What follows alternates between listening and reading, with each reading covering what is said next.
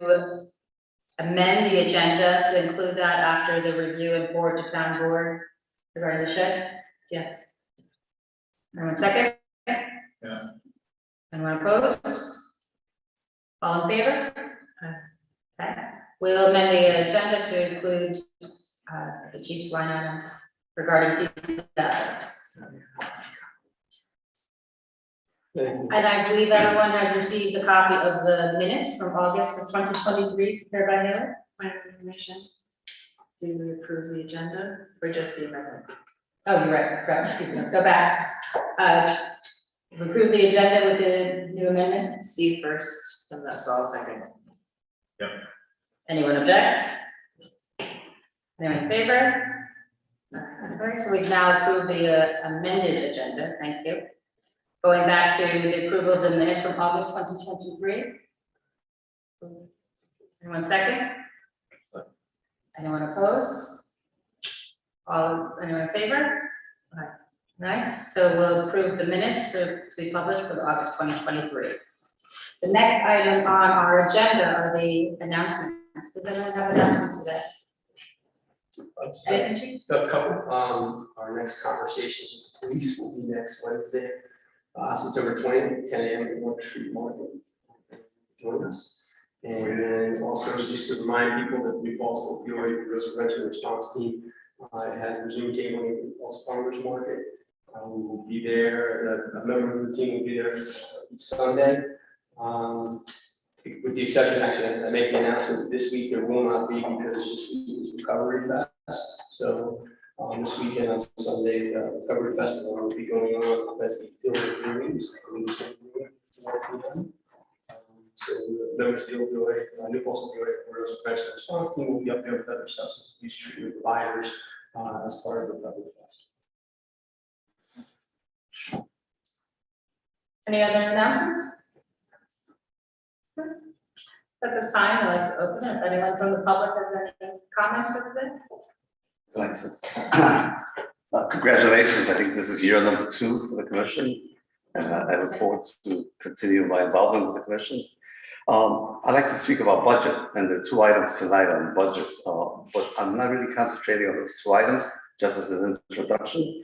So on the agenda, you have review and forward to town board for approval, use of up to $4,100 to purchase 2 20-foot connex containers to replace existing structures at New Paltz Police Department range and bike storage shed. So I imagine you'll discuss that tonight. And the chief has added a second item tonight, which is the issue of the cease funds that they get when they arrest someone and they take property, and then the issue has always been, what do you do with that money? Who controls that money and where does it go? So I hope that there's a good discussion about that. But more important than those 2 items is the fact that we are now currently in the budget season of the town. And I'm hoping that as part of the discussion on those 2 budget items, that you also have a discussion about what will be the role of the police budget. Will the police chief present the budget to the New Paltz Police Commission? And then will you discuss the budget in public? And can the public ask questions about it? So my question really is a procedural question as to how you will process the budget that's currently is probably already prepared, and I think that the town has started discussions on it. But I think that they look forward to you having some input. So clarification of that will be really important to the public. Thank you. Anyone else? Well, I may see it. You may. Thank you. I I would have, just ask that you provide your name because our recording secretary isn't here, so. As Rodriguez, resident of New Paltz, sorry for that. Tom Jelliff, resident of New Paltz. So my first item follows up on the informal discussion before the start of the meeting that I hope in future measures are taken to make the recording clearer. In the past, I've tried various recordings and have had to give up trying to make sense of what goes on. As I said, the system at the courthouse where the town board meetings are held gives a a perfect picture, and it's very easy to listen to the proceedings and go back and forth and so on and know that. So that's on the sound. Oh, just a small footnote on that. Just listening right now, I noticed that Edgar, who has a little bit of a hearing problem, had a great deal of difficulty understanding what the chief was saying. Yeah, that's, I would ask the chief to speak more slowly. I think you feel under pressure to get rid of your information quickly because you tend to have a lot of it. But for the sake of people listening, if you try to slow down, that would be helpful. So, it's my first public admission on that, so I would appreciate that, thank you. I mean, I'm wearing hearing aids too, so there's no.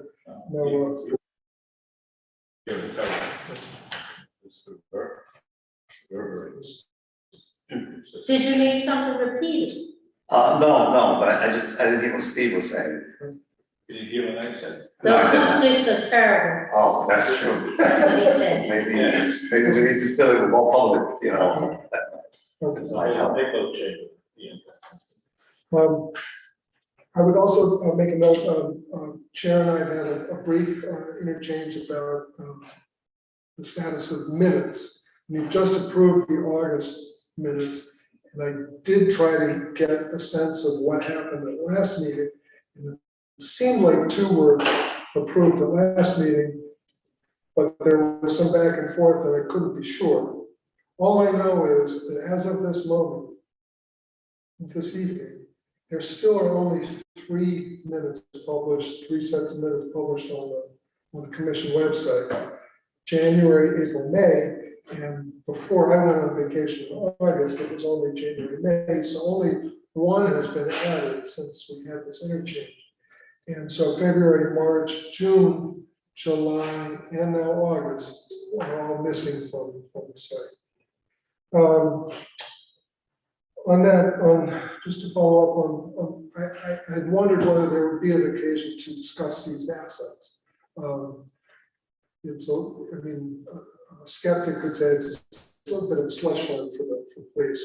And I don't know whether you've had a full briefing on it. I certainly haven't been available, I haven't heard one as to how they come about, what kinds of police actions create seized assets, when does an asset become a seized one that then the police department and the town can. I know that the question of seized assets has become volatile in many jurisdictions because it seems like the police are actually funding their actions based on seized assets. I'm not proposing that that's the case here, but I'm just saying it is an issue that has reached discussion and question status in many jurisdictions. And just on that note, I wanted to also celebrate the 1-year anniversary. It's actually 1+, I guess, and read the mission statement that you have, that the town board gave you. I'm not sure this has ever been read out in public for discussion amongst yourselves. It hasn't come up in where we have, and I just wonder whether you're satisfied with what's happened this year relative to this mission statement.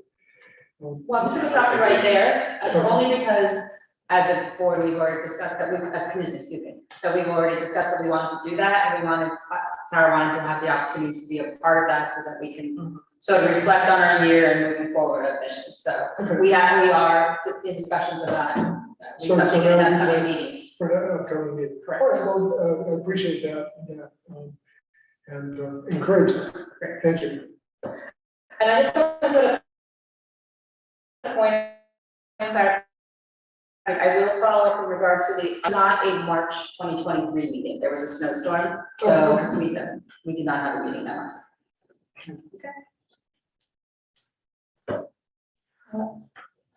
Anyone else? We'll move on to the next item. So we have two points of discussion regarding the recommendations of the Reform and Reinvention Committee. This month's topics, which, and I included in the agenda page of the reports. One was the training in undoing racism, which is on page 13 of the report. And then the second item was the it was directed toward the New Paltz Police Department and other agencies of the town of New Paltz, but in regards to refraining from and contradicting Blue Lives Matters statements and visual speech. And that was on page 14 of the reports.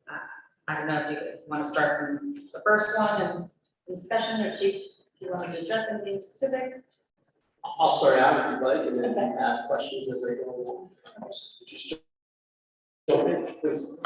So. in- Wait, point of clarification. That's page 14. We have page 14.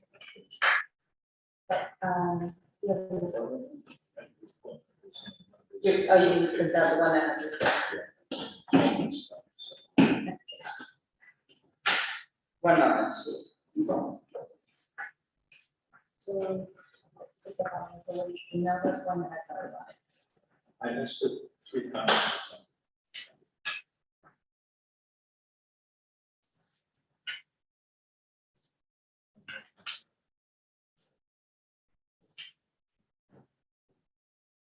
This one is-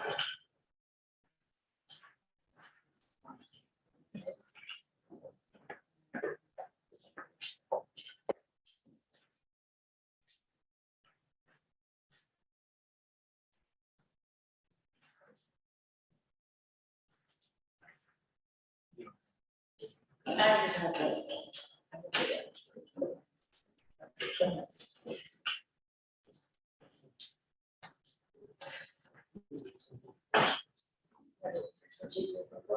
Okay, all right, Chief, thank you. So in regards to the recommendation of the Walls Town employees, the Walls Town Board, Village Board, and Walls and all entities under these jurisdictions and county justices who see training in undoing racism presented by the People's Institute for Survival and Beyond. Also recommended that in-service training is instituted annually as a refresher course, and to capture any new hires by the same presenters. We had our first cycle of training this past April with the People's Institute for Survival and Beyond. 14 of our members attended that training, including 2 supervisors, first line supervisors, myself and lieutenant. In addition, Supervisor Cortez, Highway Superintendent Marks, Commissioner Fitzpatrick, and Village Trustee Bill Murray attended that training. We have put funds, those funds toward another training cycle in 2024 proposed budget.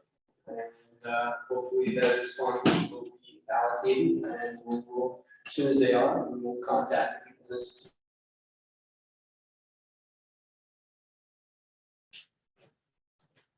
It's a 3-day training. What we were able to do is, for the most part, it's personnel that are on their regular days off. It's difficult sometimes to get them to, like, it's prohibited to have them go to both the training and work in many instances, especially for the overnight officers. So we'll look at the schedule, identify who has not gone to that training, see what we need to do in order to get them to the training. Last year, when the budget, as soon as the budget was approved by the town board, I contacted people, started that dialogue back and forth with them. I plan on doing the same thing again this year. And I think part of the recommendation was also that even after they do the course, if there'll be refresher courses provided, would that be also to the institute? We would look at that in terms of cost and ability to schedule, and then see if that is not something that's possible, what other training can we do that would still provide that refresher. So for example, DCJS, the Department of Criminal Justice Services, has principal policing, and there's a biased policing component that is part of that. We have a instructor, in-house instructor, and so all of our members have attended the principal policing training as well as the biased policing component. as far as a refresher for specific to undoing racism, that's something that would do, but that would be something at this point, at least another 2 years. I don't necessarily think we're gonna get all of our people in 2024. So we look to schedule the budget again for 2025. And then I know, obviously, the Reform and Reinvention Committee wanted not just the police, but wanted other municipal elected officials and employees to attend. So once we get a date locked, we'll put that out to the school district again, to the village, to the town, and even SUNY PD had expressed some interest in that as well.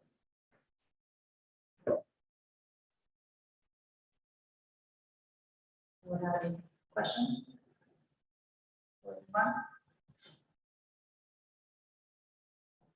Okay. Chief, do you want to start us off on the next topic? So this recommendation, the NPD as an agency and the office of therein refrain from contradict statements such as Blue Lives Matter, as there is no such thing as a blue life or a uniform which is worn a choice. BIPOC often deprived of choices to distort and turn norms of police speech, such as flags and garments. In terms of this recommendation, what I told the town board as police commission and talked about as a committee or whatever before the Reform and Reinvention Committee, we don't have, as far as garments or equipment, all that has anything that the officers carry and wear has to be approved. There's no, back then when there was, dealing with COVID predominantly, our officers were not wearing, the thin blue line masks, we were wearing medical masks, so we had one with our patch and insignia. We don't have we don't allow any unauthorized garments or patches on our uniforms, and we'll continue to do that.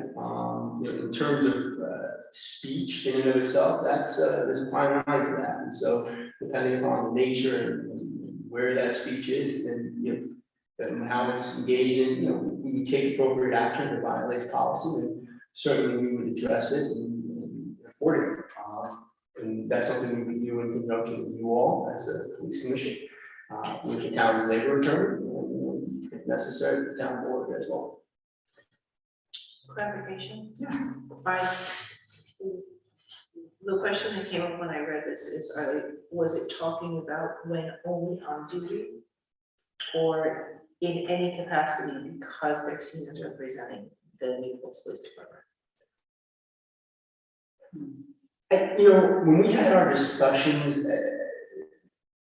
back in 2020, I think it was a little bit of both. I mean, of course, first and foremost, on duty. What are we showing on duty? What is the message that we're conveying to our community on duty? And so there, we have, when I say we, the administration, the police department, there's a wide latitude in terms of that, and the ability to address and control that. When you're talking about off-duty conduct, yes, you still are subject to code of conduct of the police department, but when it comes to issues of speech, there are First Amendment issues, and as I said, it's something I would not address without fully, briefing you all, and also looping in the town's labor attorney and the town board as well. At the time that this was part of the recommendation, was this a concern within our own community that this might be occurring, or is this just because of the time and the time that this was being discussed? All I can say, how I'll answer that is that there was nothing in response to anything our officers, I'm aware of nothing in response to our officers, whether it be a garment that they were wearing or some sort of speech that they were engaged in, but I think it's a question better posed to Reform and Reinvention. You said that you were dealing with policy, right? Now, policy or code of conduct, which one were you really referring to? When you said you deal with the disciplinary actions? Well, we have a code of conduct policy. Oh, So the in that policy policy, is the code of conduct. there are certain things, it lays out what acceptable behavior is and is not. And really, anything that could potentially bring a bad light to the agency is something we would have to look at and see what we can address.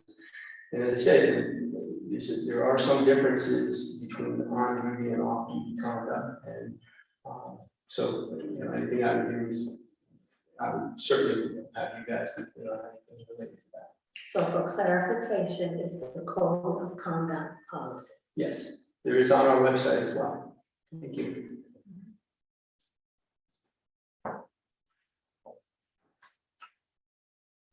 You may have said this, but is part of the code of conduct, does it address this? Incident that was part of the recommendation? That it's clear to your officers of what the. Not specifically not specifically to Blue Lives Matter, but in terms of unauthorized garments, patches, things like that, there is, that's expressed in the code of conduct, and I think there's also, maybe in at least one other policy as well, but specific to Blue Lives Matter now.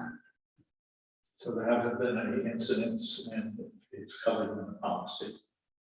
There haven't been any complaints or incidences where an officer has been reprimanded for any kind of behavior along those lines. No.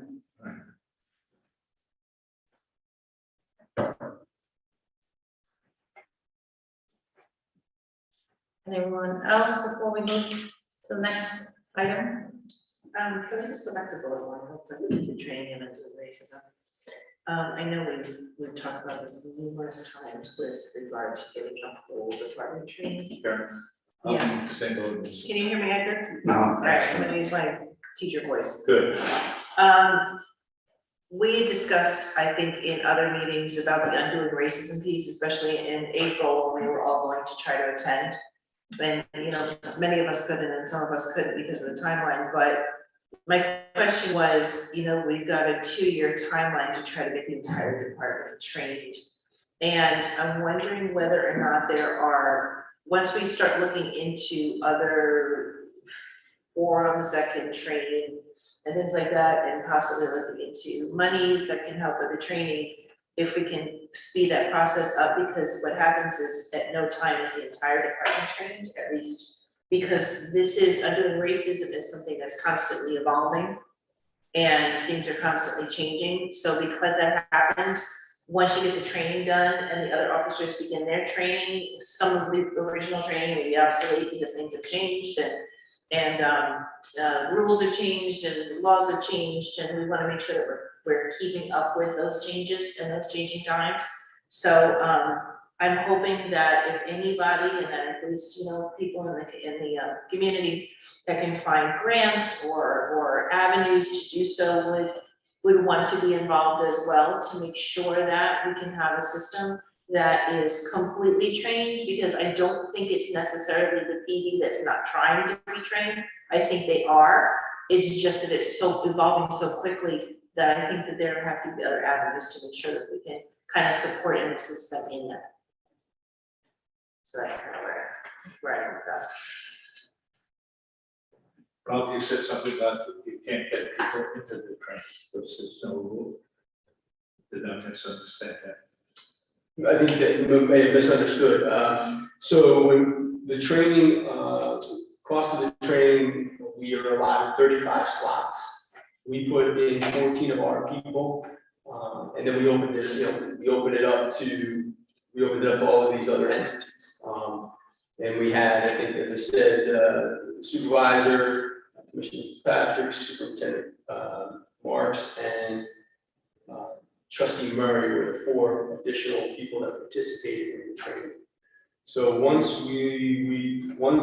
our budget is passed for 2024, the monies for this training have been included in the proposed 2024 budget. If those funds are approved by the town board, I will immediately contact the People's Institute for Spinal Beyond to begin scheduling another cycle of training for April.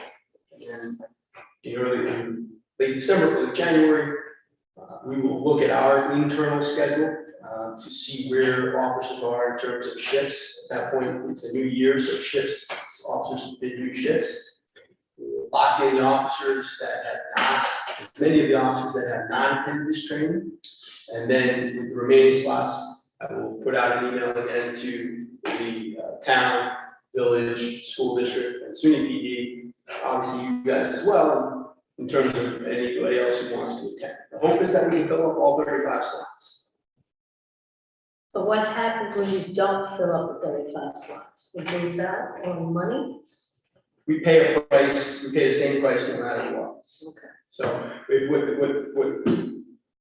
we hope that, to recoup some of the costs, for those extra slots.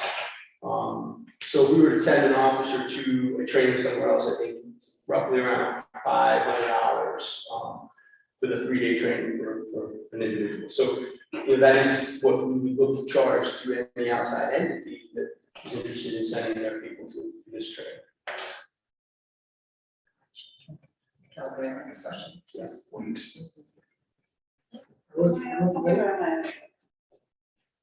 Ask a question or not? Typically, but it's a small enough. So when I have been speaking with, the People's Institute prior to the first month being set up, they had suggested that it was really important that it not be just people from our groups, that it be a mix with other people, because you get more of a diversity of folks, and all of their experiences. Were you in with other folks, or was it just people from New Paltz? The people that attend this training are New Paltz. So they told me the same thing. We're trying to, but the mandate from the New Paltz Reform and Reinvention Committee is specific to New Paltz. And out of that group, the only group that really I control is the police department and our personnel. So, I'm doing what I need to do to make sure that our people are going to this training. It was phenomenal training. The group, it was, very, what I'll say about the group is that everybody was engaged. It was a really engaged group of individuals where there was a lot of discussion, a lot of dialogue, and we hope to recreate that. And yes, ideally you want to have others that you don't want to be not just necessarily all New Paltz, but you don't want it to be all police officers. But this is the mandate of the Reform and Reinvention Committee, so that's why it's included in the police department's budget, but it's also why I specifically offered slots out to the town, the village, the school district, SUNY, in the hopes that we can get more people in there to make it a more worthwhile. Name and title. Sorry, my name is Donna Weisberg. I'm a trustee of the Village of New Paltz, and I am the liaison from the village to the police commission. Sorry about that. So it's just interesting to me because when I spoke again to someone from the People's Institute, that they felt that we don't necessarily need to go to the training together, but we should all attend trainings with them, and that they have other trainings throughout the year with other groups that we could be a part of. It doesn't all have to happen at the same time, to get more of a diversity of experiences in there. So I don't know what you worked out, but that was something that was told to me that was important. So I'm curious about how that didn't. I'm not arguing with you about the importance. The only thing I'll say is there was no training scheduled for this area. Right. And you can't send somebody to New Orleans where there's a lot of training sessions delivered by the People's Institute. So you're talking about having more community members involved in. Not just New Paltz people. I'm saying people from the region, from like mid-Hudson. That's what I'm saying. So we scheduled for this area. Right. So there used to be more things scheduled than that, but. I like SWAT because I've been involved with them, with the organizers in the past. One of the goals that I always have for the groups who are in training is to have a racial balance. Because it's all white folks with, 2 people of color, there's certain particular dynamics that occur then. And maybe you might be speaking to that indirectly. To some extent, that is it, yes, it's not the only thing, but to some extent, yes. I think you're making an assumption about the diversity of who was in that meeting without knowing who was in that meeting, so just keep that in mind as well. What was the balance? Just keep that in mind, that group was a diverse group. Who does the training? The People's Institute for Survival and Beyond, their personnel comes here to do that training. The two of the trainers that came here, I believe two of them were from somewhere either Jersey or Connecticut, I can't remember off the top of my head, and I think I didn't remember keeping the ones. So you had indicated that you could recoup some of the budget if you, for outside agency who might come in. You know, if we have a spot for 35 people and once we get our members in, get our group in, it might be worthwhile to try to recoup that from, you know, another local PD or another district. One, you get back some of your budget, and two, there would be a more diverse group that would, presumably a more diverse group that might fit that. No, and I'm that is the plan again for this year. Allow the I People's hope that we Institute, could fill, new folks could fill 35 slots, I think that's important, that's the most important, but Yes. but you could also allow the People's Institute to advertise it and say, you know, and let them help fill the rest of the spots with people from wherever in the region. Because that's the kind of thing. Sure. And we could also offer to advertise it, you know, advertise it. 15, am I correct? Chief, based on what you said about 15? Sorry, about 16, I think 16, 17. 16 vacancies, is that? So, what I'm saying, it could be also advertised either both by the People's Institute and by us. So the people more widely will have a chance to jump in once we fill all the slots we can fill. I will leave it to the commission to help advertise, but it was advertised last time. It was put out to both the village board, it was put out to the town board. it was No, put out to- I'm saying not the boards, I'm saying the Put out- public. Correct, but again, the recommendation from the Reform and Reinvention Committee I know the is recommendation is, I read the whole thing. right, is specific. I So, understand. I'm you- just saying, that's- I that's don't my know if point. you're hearing what I'm saying, but okay. We do. I am here, I hear you. We could advertise it through other agencies, not only, yeah, we understand. So, And it'll be in the record, so we can visit. so I would just also- remind everyone that I'm gonna stop. that Haley has to report us, so let's not, try not to talk over it. Sorry, Steve. You have money in your budget. If we attend this training, who pays for us? It comes out of the budget, you as police commissioners. If somebody from the town board comes, That's a question you have to direct, okay, Yeah, if really. somebody from the school board. they would pay for it, that service. So anybody outside of that budget would have to pay for it, the 500 per, probably 600. I believe the village paid for Bill, Yes. right? Yeah.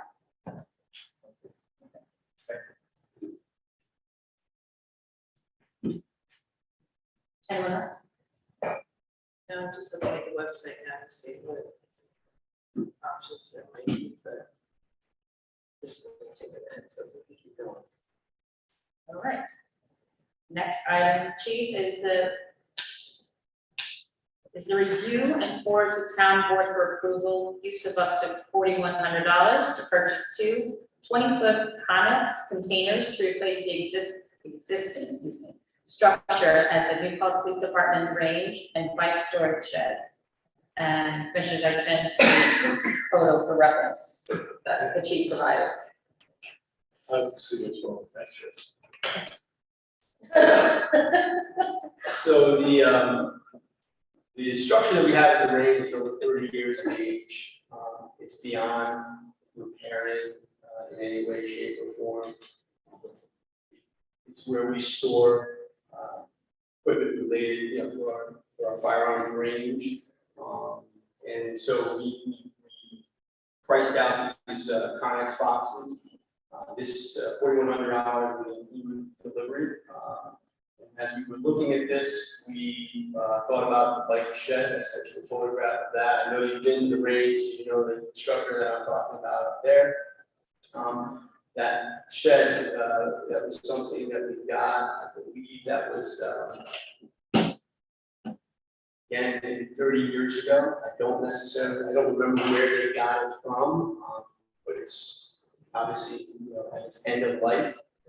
So the idea is to replace that, but then move that box, that Connex box to keep it at the PD, have it there and store place to find and other items there at the PD, more secure facility.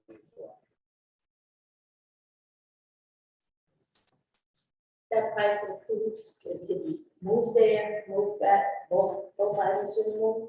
Yes, so So that the old ones on the new side and then And removal, I'm sorry? and removal of the old structures, so how does The that? old structure, we are going to work on that. I believe we have identified a way to remove that. That's not going to be very fast. But this price here is the cost of the containers. I believe there's a 20 or 25-year warranty on these containers, as well as the delivery.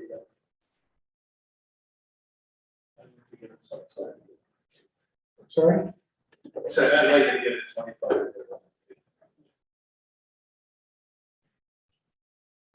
Does anyone, I move to vote in favor of purchase of these equipment.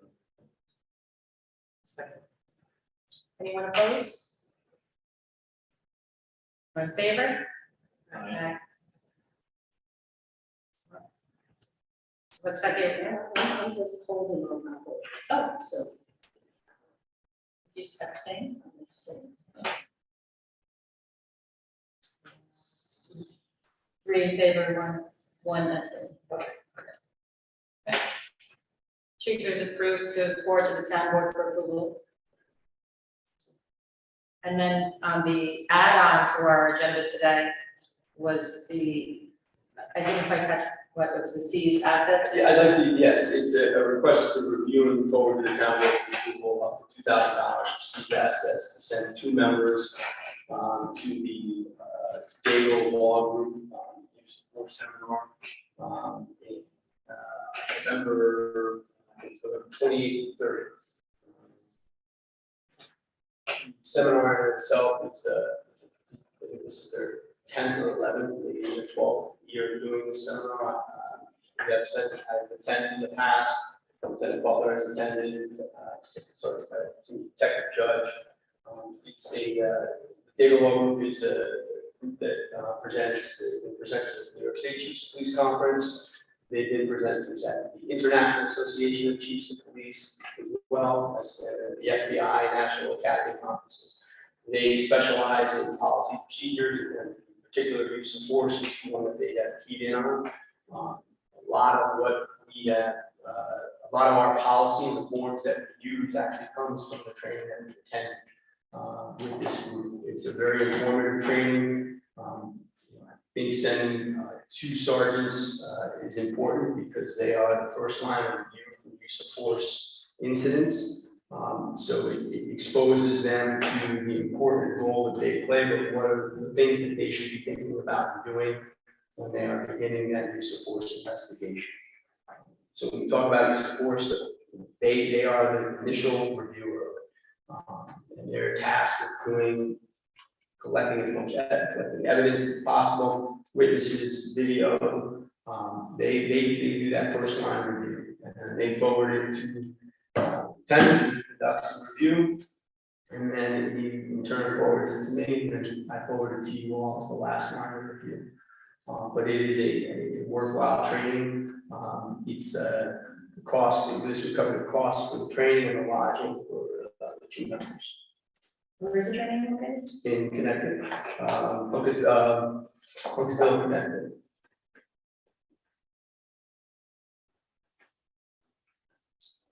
I don't have any questions. this is a forensics training, what training?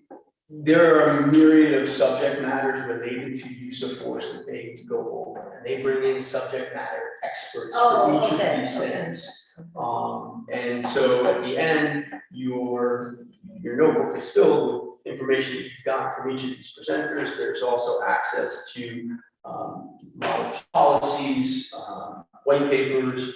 And as I said, our current use of force policy, yes, it's been modified, but a lot of that came from the initial training that I had gone to with at this use of force seminar. I attended 2016 or 17.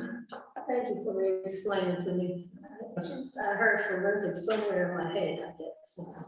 Well, part of that is that there are discussions in terms of the forensics of investigating the use of force incident. Things that you as a first line supervisor, but even a police executive should be looking at and thinking about. What are your policies in place? What policies do you have in place? And more importantly, what are you doing proactively to prevent, a tragic use of force? And so that is those are all the things that we look at. And as I said, it's important that we start to get our first line supervisors who are going to be the next leaders of this agency up and running. I just want to say the reports, use of force reports that I've read, all levels have been very thorough. I don't know about the preventive part, but the information has been very thorough. I mean, we're lucky. Our sergeants do a very good job in terms of the initial investigation, but I would say that Lieutenant Butler is a subject matter expert on this. He has attended a number of trainings related to use of force, including training from the Force Science Institute. He's been to the Dago Law Group use of force seminar. His experiences prior to becoming a police officer, or even as a police officer, he was one of the initial members of the state to attend the reality-based training pilot program that New York State initiated. So, we're lucky in that regard. And so, as I said, I think the importance here for me is that we start to groom the next group that's coming through. These are going to be our future leaders of this agency. What is the name of that outfit? I'm sorry? What is the name of the, Dago Law Group. I can't, Dago Law Group. how do you spell it? D-A-G-L-E? DAIGLA. Thank you. Does anyone have any further questions on this? About the money? Yes, I do. Okay. Now, it's coming from C's assets, right? Good point was made at the beginning. C's assets become yours when? So it depends, is the answer. When you seize funds or property on a federal level, there's a procedure in place, and we have not had a seizure in a long time. So these are funds that we've had over the years. So some things may change. I'm dating myself here, so I'll preface it with that. Okay. But you have a case that involves some nexus to narcotics. You have seized property or money that you believe has been that is the fruits of that narcotics trafficking. You make application before federal court. There's a procedure in place where we work with the district attorney's office, and we have to present paperwork to the U.S. attorney's office, and then that matter is adjudicated at a federal level. If the individual loses in federal court, then we are able to take possession of some of those proceeds. The federal government takes a percentage of those proceeds, the district attorney's office takes a percentage of those proceeds, and we are left with a percentage of those proceeds. And the percentages is always the same or just what you requested? It's not always the same. Sometimes you may be involved in maybe your investigation involves multiple agencies. So multiple agencies may receive a percentage. or it's an investigation that's solely involving our agency, so our agency percentage may be greater in that instance. One of the largest or the most recent, monies that I think we received were from a case really that was primarily a federal case. We assisted in that, and so we received funds from that. How much is the kitty for the seats on this? I'm sorry? How much is in the seats? I don't know off the top of my head. Ballpark? I don't know. Or- Don't want to speculate. Okay, Last so question. you'll get back to us? Yes. Thank you. Last question. There is specific stipulations how we can use the money. Yes. What are they? Well, it's 2 questions, sorry. Um, What are they? the answer is, I can't tell you, there's the guide is huge. I will forward you all the link to the Yes. guide. You have it. Thank you. Yes, Okay. But this is covered. yes. This is covered, I'm sure. I'm This sure. is the same, we used these funds last year, you all approved it for us Yes, to we did. send 4 of our female officers to New York State Women in Law Enforcement. Right. So this is something that we think is worthwhile.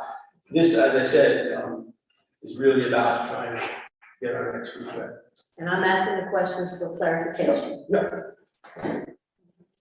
You brought up the training for the court, I know we're on fire, but how did that training, how was it received by the officers who went to the training? Which training? The one, that was the last one that we sent, using the C's funds, that you just. They thought it was amazing.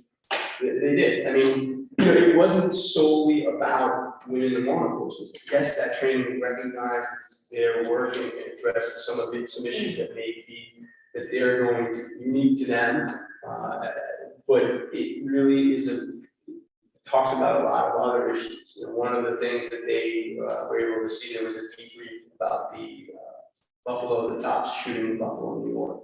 So there was a special agent from the FBI as well as a member from the Buffalo Police Department that debriefed the officers about that. And so for them, it's informative.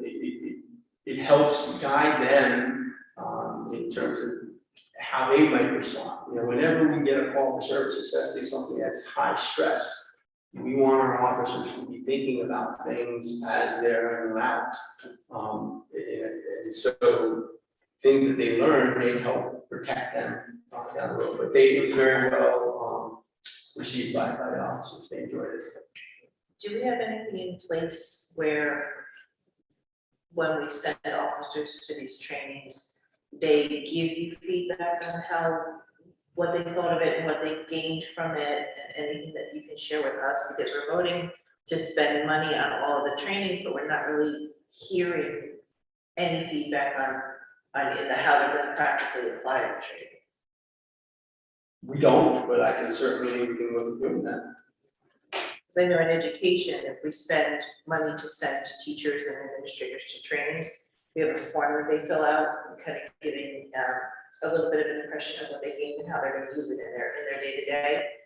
Sometimes we actually ask people to do presentations, not necessarily turnkey, but presentations just to say, listen, this is what I got from it, this was fantastic, or I know I really would recommend it, so that kind of will inform the way we might look at the way we spend or vote on spending money in the future. We have done it, it's just possible, not really consistent, but if you could send me the form that you use, and then we can look to try and make some modifications and implement that, absolutely. Yes, feedback is always good. Yeah, Feedback is always absolutely. good. Anyone else? Anyone like to make a motion to regarding this item? For review it? We voted, Did we? No, we did not. We did not vote on this one. I thought you were saying that. No, she was at the last. That was the shed. Oh, That was the shed. Make a motion.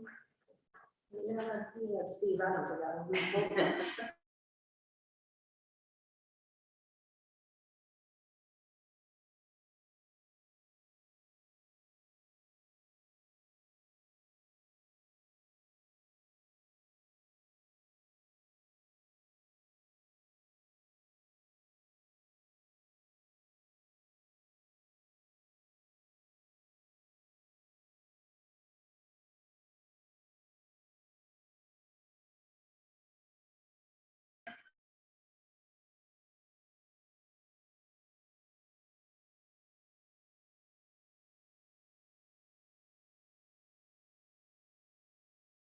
It's No, just we've covered already- city. Okay.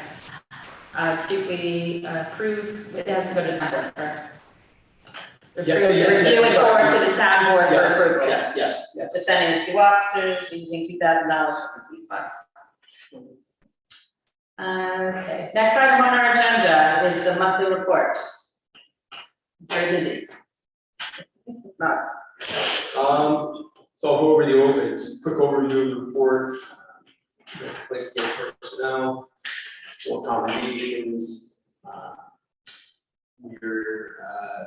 It's 7 incidents of involving force, 7 calls for service involving use of force. One that we're going to review tonight is what was noted in the July report, but was not ready to be reviewed until this month, just because of the date of occurrence. One on the injury to report. We had minor damage to 2 patrol vehicles. I also note on here, it's in the training report as well, is that we reissued policy and procedure 135, reporting police activity. This was a policy that was instituted back in 2020. And the fact that most of our members predates 75% of our officers, we thought it would be good to reissue to them so that they are aware of it as well. Any questions about that on the cover sheet? In terms of the detective division report, definitely before I highlight the 2 cases, we did recently dispose of over about 140 pounds, a little over 140 pounds of unused medications at the Dutchess County Resource Recovery Agency. These were collected in our med-return unit in the station. I think over the last 4 months, so it's still well used. Additionally, we have our sharps collection unit there in the police department lobby, and we benefit from Woodland Pond and graciously are willing to take those sharps and they will dispose of them for us at no cost. So it's a great program. We received, just so you're aware, the med return unit is something that we initially put in our police lobby back in 2013 as part of the DFC grant, a great partnership with New Paltz, Phoenix, Kawamoto, which gave us our first med return unit.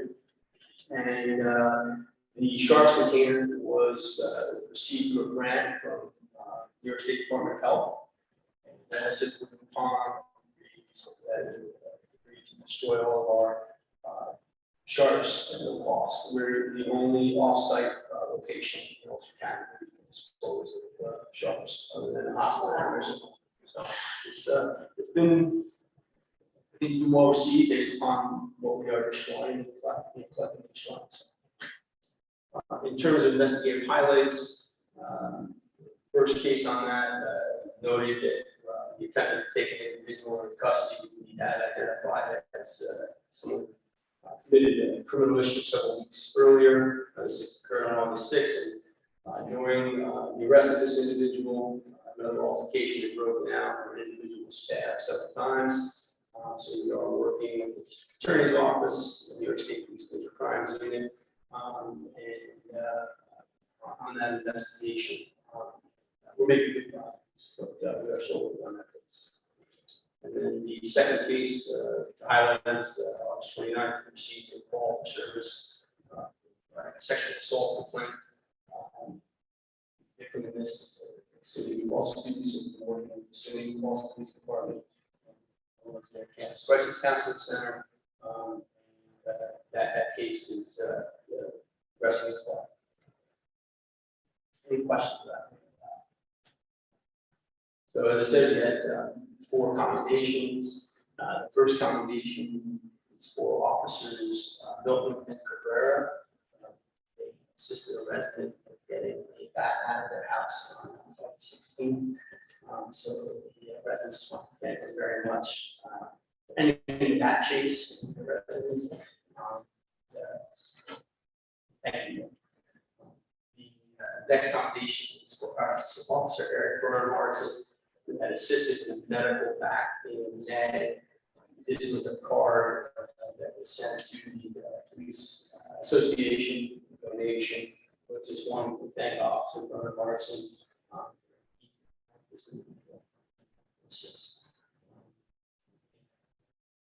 Slipped in the shower, I couldn't get up, and Officer Bernard Larson was there. But really think this is medical assistance. The next commendation is for Officer Jerry Hiltz. This was received by phone, and an email sent to Officer Hiltz, just thanking her. Medical assist call, and I want to thank her for her calm demeanor, her just thoughtfulness in terms of helping this individual collect all the belongings that they needed, and what she needed prior to the transport to the hospital, and just thanking her for that. And the last is a thank you for Officer Jerome. This is stems from a vehicle traffic stop that he made on March 25th. Here responded to, again, phone call and stemmed email sent. Just wanted to thank and commend him, his kindness for the vehicle traffic stop and interaction. And recognize and thank you for his professionalism during the stop and the way he was treated. Questions back to you. I don't have questions, but can I add a commendation? It's fine, doesn't. Okay, good. So one of the things that was also recommended to the police commission is that we do ride-alongs. So I was able to do my ride-along in July. It happened to be the same day as the retirement for Officer Bunce, which was an incredible display of just family and humanity, and it was really well done. Afterwards, I went on a ride along with Sergeant James. And when I expressed the fact that I wanted to do a ride along, there were a number of officers who volunteered to let me do a ride along with them, which I thought was very gracious. But I did end up going with Sergeant James because I wanted to see the road from the eyes of administration as well as road officer. So I haven't done the second one yet, but the first one, we ended up at a structure fire that day, and the professionalism and the unity with which our PD and our fire department worked with the fire department from the other agencies was really to be commended, because the young woman who was there as part of the structure fire was very, very upset.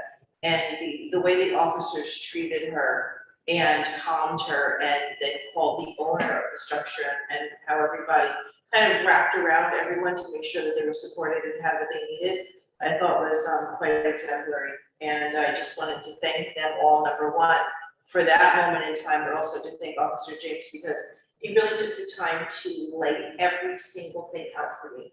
Why they patrolled these areas. He took me to all the different borders of New Paltz to show me this is where we end, this is where the next jurisdiction is.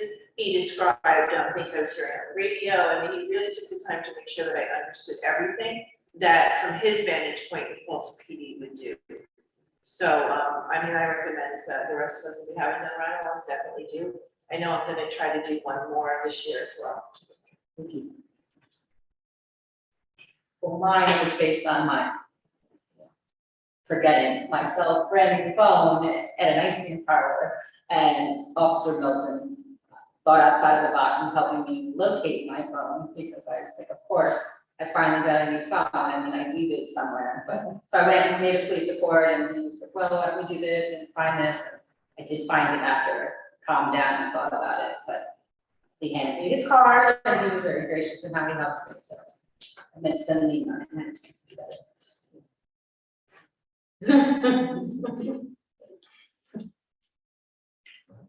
Any other questions about the No. So the first case that we'll review here, this is the one that was noted on the July report. The incident occurred on July 29th, 2023. approximately 3 o'clock in the morning, the area of 79 Main Street. Involved here, 18-year-old female, approximately 4 feet 11 inches, 105 pounds, small build, Black Mountain Hispanic. The defensive action report is noting a just physical restraint. In this case, a member had witnessed this individual strike another person in the middle of Main Street. They ended up placing her in custody. The officer was walking the person back to patrol vehicle for transport and processing. When they began to pull away, kick out their legs and throw their body. The individual was able to remove the hand from the handcuffs, did not comply with the officer's verbal direction.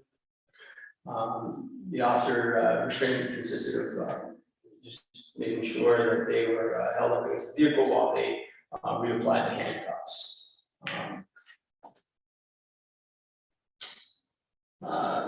We were able to capture the use of force with both body camera and in-car camera. And based on the investigation, the officer's actions were within our policy and system training. Any questions about that? My hands must have been really small, because y'all put those on pretty, well, at least when I was in training and they did it, because they put on pretty. If I remember correctly, you told them to stop, not to be nice. I know, so I wanted to see, so that's what I'm saying, this She year did. must have, okay. Yeah. No, I did tell you. I want to feel all. This next incident occurred, this one, this is this next use of force report is documenting the brandishing of pepper spray. So the incident occurred on August 5th, 2023, about 2:50 in the morning in the area of Main Street.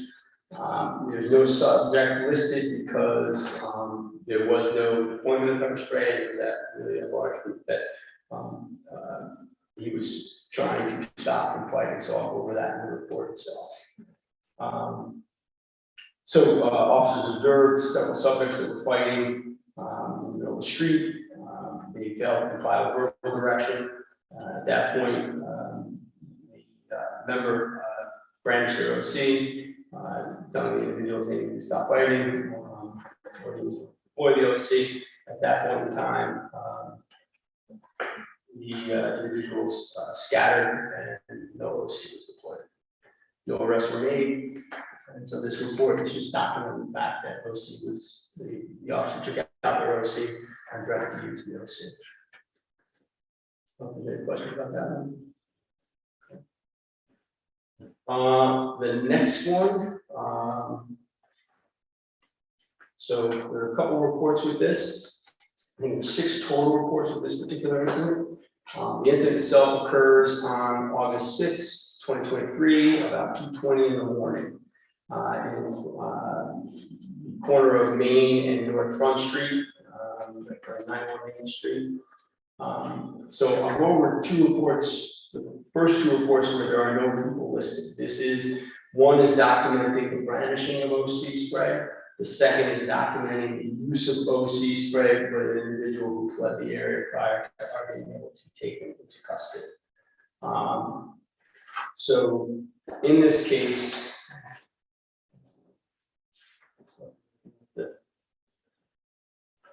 the overall assessment. So our officers had identified an individual that we had been looking for who was wanted for criminal mischief.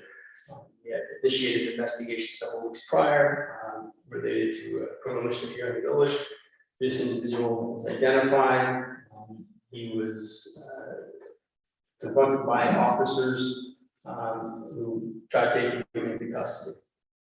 This individual resisted officers, and while that was going on, I'll get more into that, but as all this was going on, one officer took out their pepper spray because they were being surrounded by a crowd of individuals.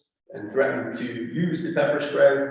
Another member actually brandished and deployed their pepper spray, but was not able to take that individual in custody, could not locate them, take them into custody because they were dealing with a fight, and then a subsequent stabbing that occurred immediately after the use of force.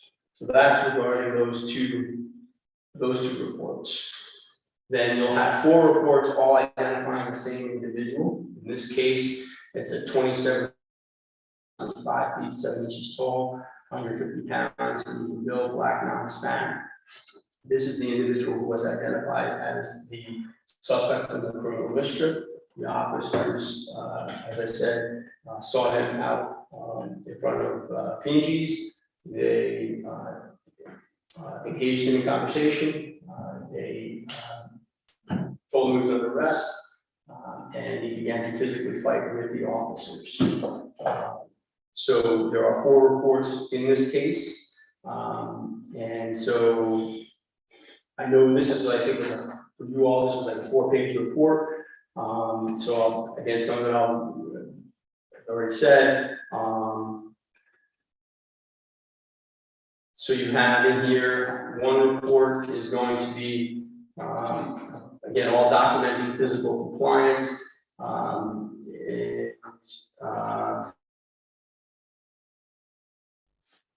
Yeah, physical compliance, and then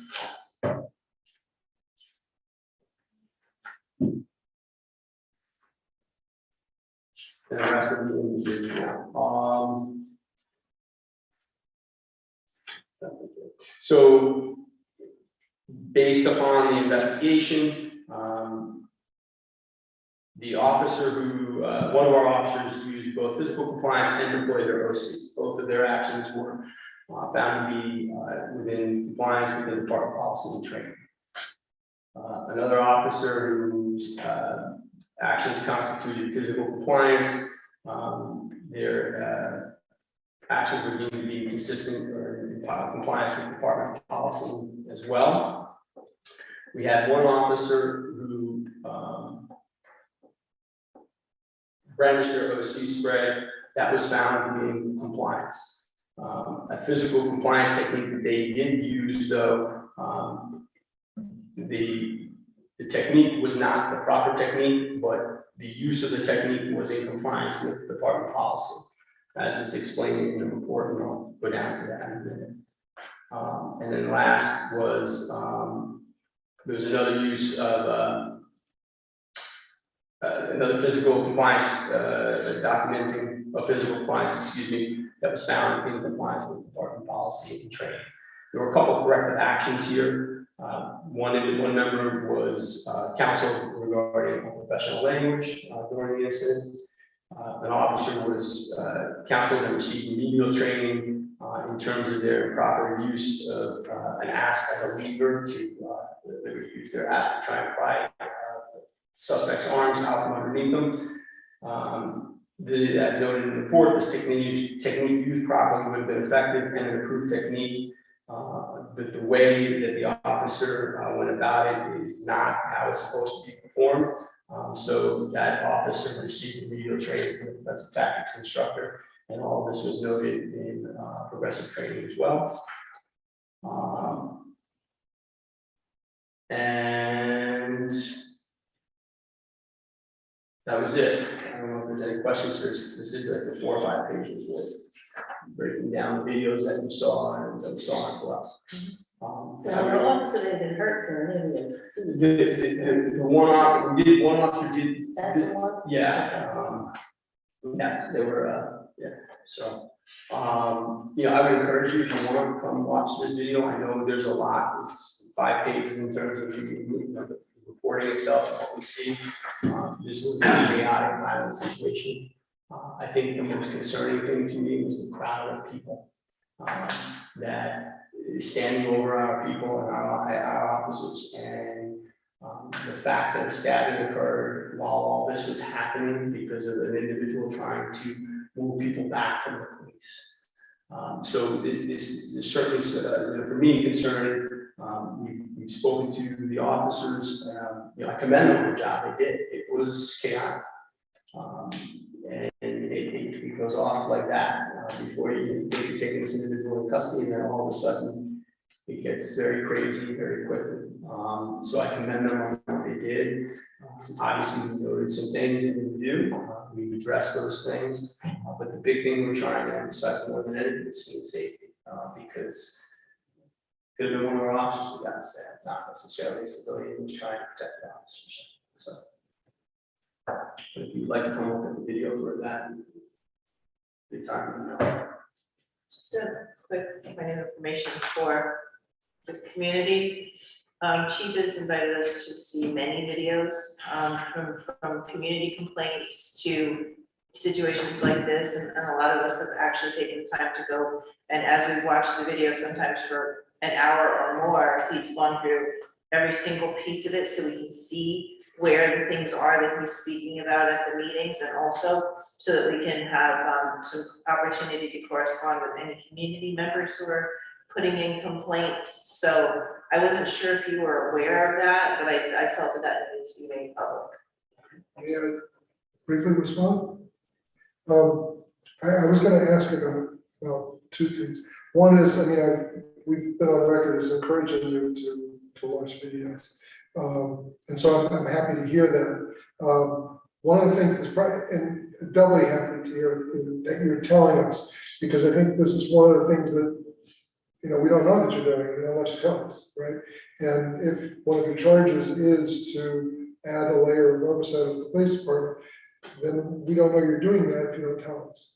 So I think that's something that, in addition to, and you were also talking about your ride along, right? Again, we wouldn't know that you're advancing into the, you know, the intimate knowledge of the workings of the police department, unless you hear that. So I would suggest some kind of a monthly report on your part, as to how you've exercised your roles during the course of that month.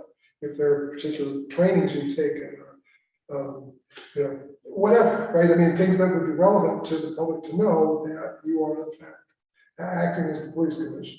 And that it's not happening, and this was my question, whether, for example, complaints coming from the public, which you just mentioned, I don't know that I've heard any discussion of that in public. I don't know if they're only happening in the executive session.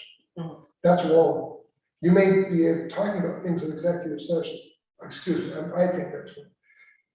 That we should be privy to is in very personal matters, right? But that it is occurring, that there are complaints that are coming from the public. Wow, that's important for us to know. I mean, I think you report monthly that you've not received a complaint or something, right? when I don't receive a complaint, I report that I received it. When I receive a complaint, I report that we received it. Okay, and that's what I mean, that the public would know, not the nitty gritty of Details. the details, but But that it is is- occurring. It is told to, What is, that a complaint has been Right. made. They're Yeah. told to.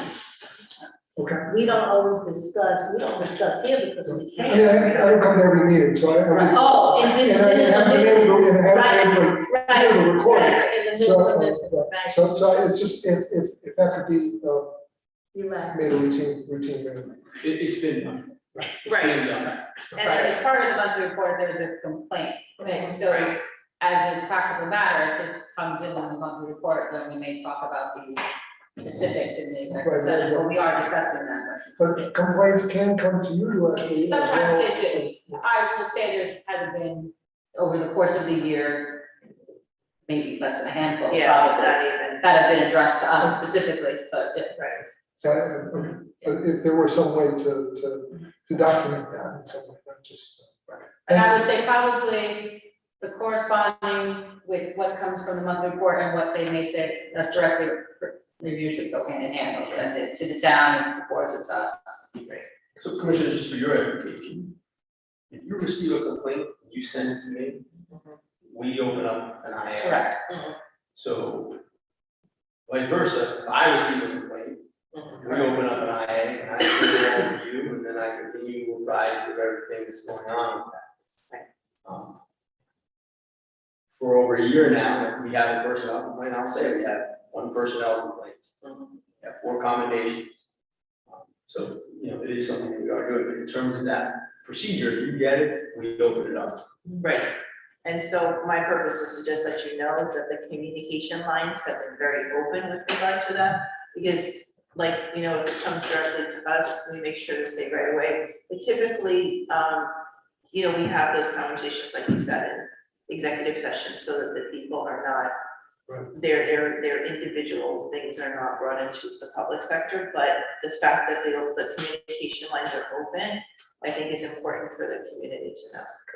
If that can be, that had happened, can be made public, not the pieces that you don't want to have be public. Any other questions about that one? No. Okay. The next, call for service, involving, use of force. This incident occurred on August 14th at about 9:30 in the evening on, near Watch Hill Road. The individual involved in this is a 22-year-old female, approximately 5 feet 4 inches tall, 170 pounds, built, white, non-Hispanic. The individual was arrested. I apologize. I forget so oftentimes to include any charges, so I apologize. In this case, the others as well, there were charges. In this case, charges related to unlawful fleeing, DWI, assaults, multiple vehicle traffic violations as well. So in terms of the overview on this case, officers responded to a 911 call for reported fight in progress in the area of Church Street. The initial officer arrives, witnesses point towards a vehicle that was wrong way, facing the wrong way out Church Street. As Officer Miller went towards the vehicle took off. Mr. Miller followed that vehicle, pursued that vehicle to attempt to stop them. Ultimately, that pursuit ended on Watch Hill Road, at which point in time, officers took that individual, only stopped that individual, and documenting here, the handgun was drawn, remove that driver from the vehicle. So here you have 2 defensive action reports. One is documenting a handgun, and the other is documenting the use, the unholstering of the handgun. The other is documenting the holstering of the handgun as well as a taser. Either was deployed, this individual was taken into custody without incident. Said charged. In terms of the review on this, the use of force for both of these officers was in compliance with department policy. But there were several corrective actions that would take place, as noted in the report. The first is that one of the officers at the time had their camera in their car, so it's not on. So this has been addressed. It's also been addressed at the staff meeting with all personnel. Cameras are not created. If there is an issue with the camera, it is to be taken out of service and it's tagged and the email is to be sent out. But if there's an issue with battery charging, it's not to be put into a print to get another camera. So that was addressed in that particular case. There was a note in here related to defensive tactics. One is the improper use of cover and contact by the 2 officers, not really maintaining what we call a police L. While getting that individual out of the vehicle. And the other is that one of the officers who transitioned from their firearm to their taser. That's not consistent with training. Don't think that the officer who transitioned is actually a cover officer. The second officer is what we call the hands-on officers. The hands-on officers, the officer is going to make physical contact with that individual. They're the one who's supposed to cuff that person. That means that no weapon in their hands. They can grab control of that individual or cuff that individual. The person covering them should be covering them with legal cover, not less than cover. And so that was explained to the officers as well. And there was again some noted regards to review procedures, making sure that officers are on applications accurately in real time. So the officers here will work with council, including video training, efforts with the document. Questions about that? Just have a point of information question. Okay, my throat's starting to get a little dry, so I want to be yelling at you. If a person's being handcuffed and I realize at any time until they're handcuffed, and even when they're handcuffed, as we just heard, they're not necessarily contained, it's like the young woman slipped out of my handcuff. Can you explain the rule to go to lethal cover and not non-lethal cover? So the idea is if you're given the circumstances of this particular situation, use of lethal cover to remove that individual is consistent with training, it's consistent with policy. You've now gone to less lethal, and yet that person hasn't been secured. You don't want to do that. You want to keep lethal cover until that individual is taken in cuffs and so placed in handcuffs and fully secured, because that other officer has nothing on that person. There's no, one of the things we really want our officers to avoid doing is operating two systems at the same time. And I think that was even noted in the report. Well, that was more two officers talking at the same time. When I say systems, we don't want an officer having a taser in one hand and a handgun in the other. That is, it's right for an accidental discharge of a firearm. So the idea is that an officer should only be operating one sort of, lack of a better phrase, or weapon system at one time. If I'm, for example, a felony stop, and I'm using a PA system to call somebody out of a vehicle, I should have no weapon. As long as I have adequate cover, I should have no weapon in my hand, because again, muscle memory being what it is, or just reaction being what it is, you don't want an accidental discharge of anything. So, as I said, in this case, the transition, the officer made an assessment that, okay, at this point I can go less lethal, going hands on. No, but you haven't secured this individual, that you don't know if there's anything else going on in that vehicle. So before you secure and clear that scene, you maintain your lethal cover. I'm giving you the non-subject matter expertise, response. I certainly can say it a lot more eloquently and articulately than I can. So That was pretty good. I get it. Thank you for that clarification. Actually, a definition question. I'm assuming hot stop means a pursuit. no, felony stop is when you, the felony stop is or hot stop is when you're taking someone down at that gun. For the fire people. That's what that's the term that we go with. That's another term for felony stuff. Yes. Like, Yeah.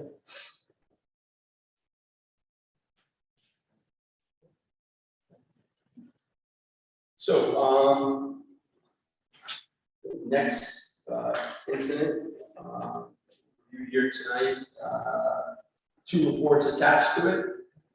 Incident occurred on August 20th, 2023, about 3:15 in the morning, on the area of 3 Platteville Avenue. The subject involved here is a 22-year-old male, approximately 5 feet 8 inches tall, 160 pounds, medium build, white and Hispanic, charges of disorderly conduct, resisting arrest. The reports are documenting takedown and physical compliance techniques. So, an overview, officers were on scene dealing with an individual who had been removed from one of the bars earlier. This particular person was refusing to leave, was attempting to engage people in physical confrontation. Came a time and point where the officers told him that he was under arrest. He refused to comply with verbal direction, began walking away, at which point in time the officers made contact with him. He continued to resist. He was directed down to the ground, he was handcuffed and taken into custody. Review of this case, the individual officers and the two officers involved in both of their actions were consistent with department policy and training. and no corrective actions in regards to that. What I will note is that not necessarily corrective actions, but you've noted in the report that, and then as you, I think you may have seen some others, I didn't indicate on each of them, but many of these are body cameras are getting knocked off on some of these. So we're capturing audio, sometimes we're capturing video, but we are encountering some instances where the cameras are getting dislodged. So. Do you notice that? No. Is there any way to prevent that? Not really. I mean, we've talked to the manufacturer. The problem that we're running into is these cameras by standard are 4 years old. So we are looking at pricing out cameras and in-car cameras and body worn cameras, and putting that in the 2024 budget. We're talking to a couple different vendors at this point. But it's changed since we got the cameras that we have now. So the cameras that we purchased them in 19, we got them in 20. We purchased them through a company called WatchGuard, and that's who we purchased our in-car camera system from. And so we chose WatchGuard for a couple of reasons. First, the body cameras would integrate with our in-car cameras seamlessly. And second was cost. We could reduce some of the costs because we could host the data on our server. Unfortunately, that's becoming less feasible for a variety of reasons. So with the new systems, we're going to end up looking at having to spend money in terms of data storage and having one move with that, both for the in-car camera system and the body-worn camera system. If anybody has any questions. Okay. And so the only other thing I wanted just to point out on the training report is the fact that officers Rosales and Cabrera are continuing through our field training program. They're doing really well. We still anticipate having them out on their own sometime around November 1st. But they're doing great. And we did in August give our last delivery of our summer firearms defensive tactics. We've already scheduled, almost finalized our schedule for the fall range. I'll get that to all of you as soon as that's been locked in, so that you can see you can attend that. That'll be an evening range, which will include night fire for the officers. Backtracking to the data. Huh? I'm backtracking to the data. Yep. The server is not big enough to hold the data any longer. That's why you can't use your server. Or you have to have a new system in place or something. So when we bought when we got the WatchGuard cameras, we could house them in our server.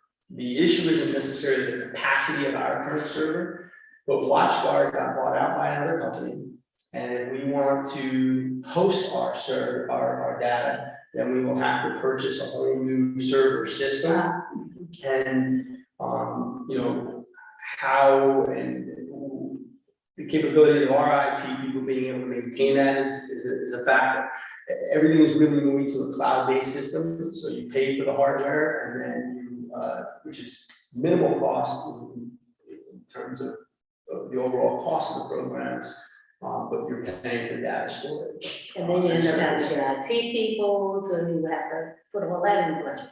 So it may be cheaper to do hiring out instead of putting in-house. I got you. Okay. So there's other, our current server system can still handle our data, but it is getting built. I mean, we record a lot of video, that plays a role. But just the ability to have somebody else maintain that system, yes, it's a cost, but it's something we're going to need to incur if we want to continue with our system and our body camera system.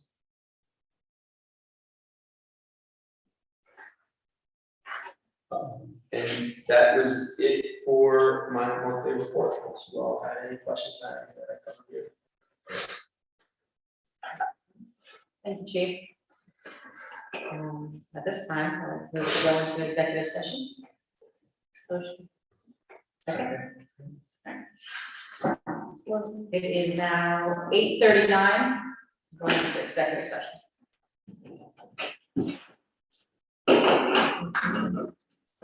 Is there anything left for after?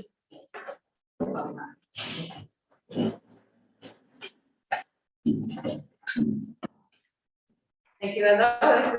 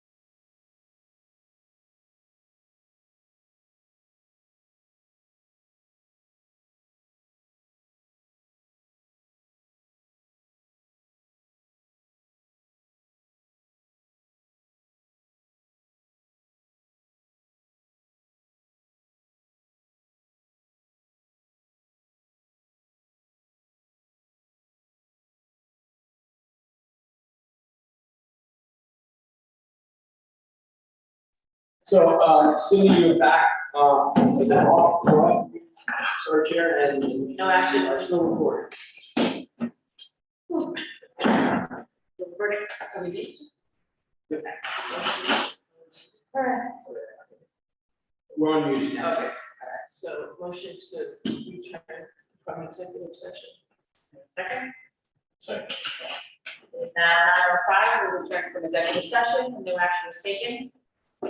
At this time, there's no further business anymore? Move to adjourn. Second. All in favor? We are adjourned at 9:06 PM.